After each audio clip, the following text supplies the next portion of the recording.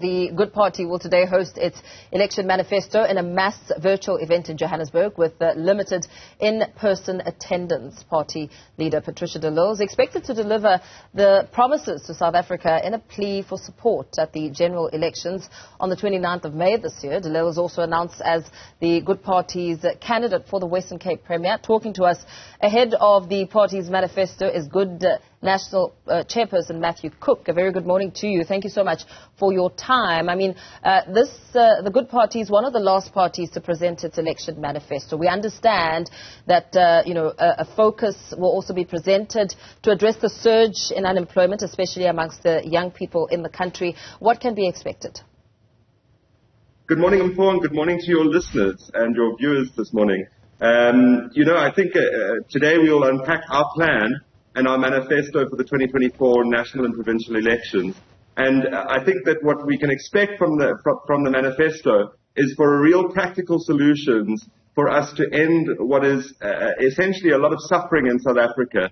There's been so many promises over the last 30 years from political parties, yet little action has been done in order to address the suffering and the needs of everyday South Africans. I think Good has always presented very practical solutions to this, and the South Africans can expect to see practical solutions to everyday problems that they face.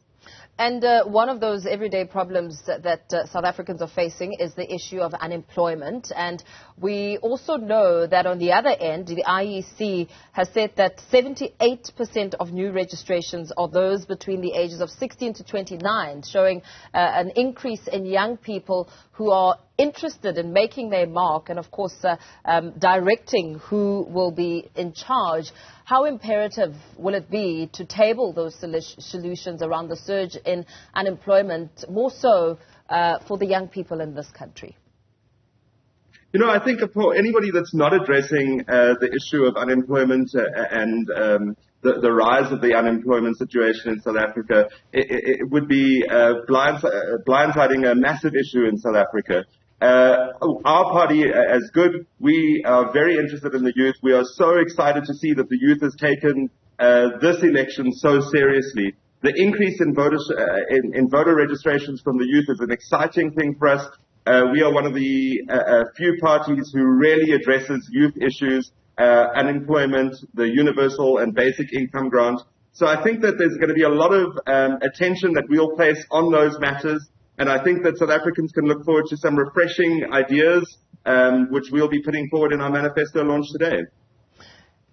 And as you put forward those refreshing ideas, we understand that this address will be held virtually as well. Why is that?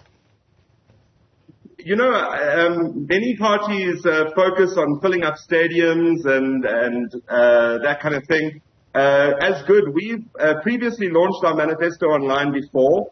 And this really allows us to place a focus on the content of what we are presenting. It also allows us to be able to reach all our supporters across the country at the exact same time. It allows us to be able to not keep an exclusivity on those who are only allowed into the stadium. It gives access to everybody. And even those people who don't have access to Wi-Fi, we've set up some host parties across the country, viewing parties in some 20 locations across the country, where thousands of supporters will be watching us virtually online if they don't have access to the internet themselves. Yeah. We know that your leader, Patricia De Lille, Auntie Pat, has been announced as the party's candidate for Premier of the Western Cape, a province I believe De Lille says that she has unfinished business in. That's right. Yeah. I think there's a lot of unfinished business across the country. And Auntie Pat will be heading that unfinished business up in the Western Cape. She has an incredible track record in the Western Cape and in the city of Cape Town. And I think that there's lots of stuff that needs to be done there. There's plenty that gets promised in those areas. There's plenty of finger-pointing that happens by the party in the Western Cape who's ruling, the Blue Liars. But essentially, what has been done to change the lives of everyday South Africans living in the Western Cape? Not enough is what the Good Party is saying. And so, yes, there is unfinished business not only in the Western Cape but across the country. And this is something that we really believe that needs to be addressed. And it can't take another 30 years to be addressed. It needs to be addressed now. Yeah.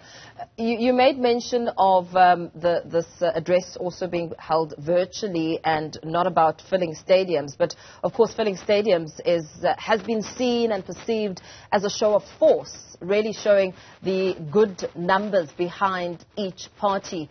And also the decision to have this address in Gauteng as opposed to Western Cape, which the party is more prevalent in.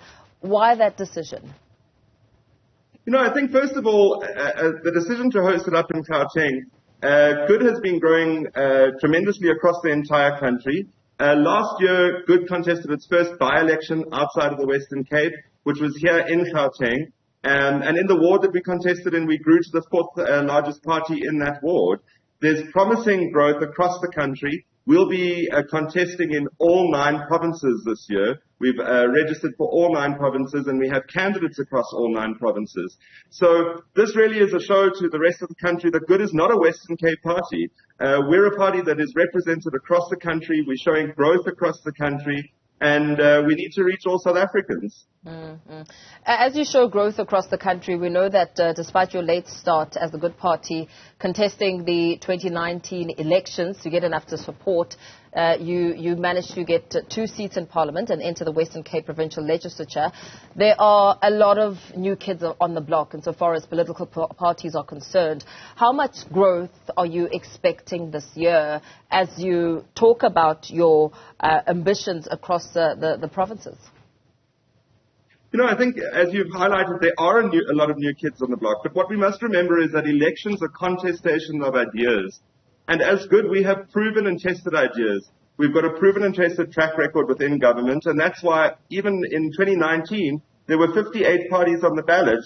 Over 30 of those were new parties, but only 2 were elected into national government. And Good was one of those, securing 2 seats. So it's clear that South Africans are listening to our message, they respond to our message, and they trust our leadership to be able to implement what we say we're going to do. So I think we can expect growth across the country and see Good continue to grow. Yeah. You talk about trust, a very important word as we head into elections on the 29th of May.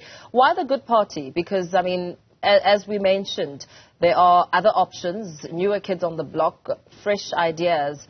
What makes the Good Party so special?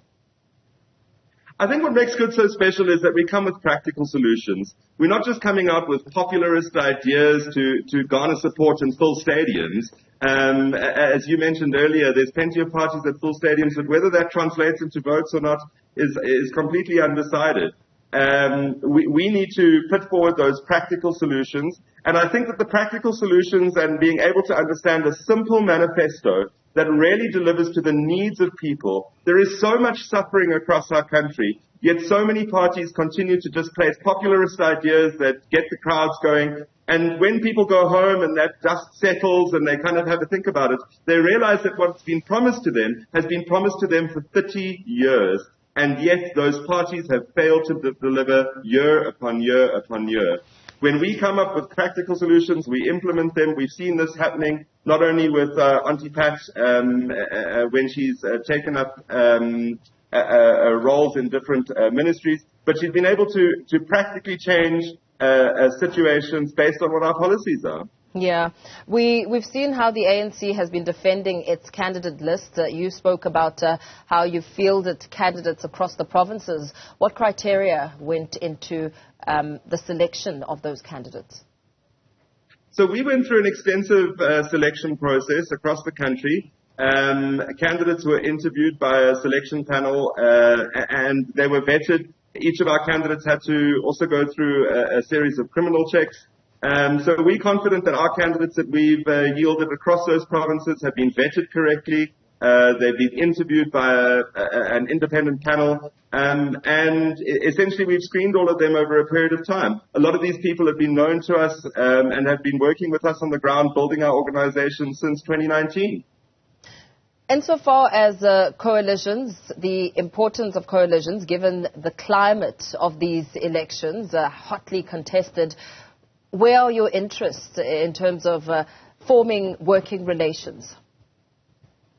I think with coalitions are difficult because as I mentioned earlier, elections are a contestation of ideas.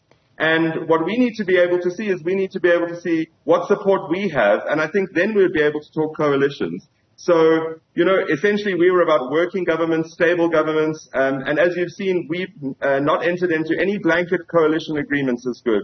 That's not the way that we operate. We work on a case-by-case situation. And we look at the players within that market and what the communities and what the constituencies in those areas need. So I think what has to happen is South Africa has to go to vote on the 29th of May. They have to place their votes in the party that they trust based on the ideas that they're putting forward. And once the results have come in, then we can have a look at that and discuss coalitions. But to discuss coalitions and try and shoot for the moon now, I think would be a futile exercise, considering that we don't know what the outcome of the South African votes will be. Yeah.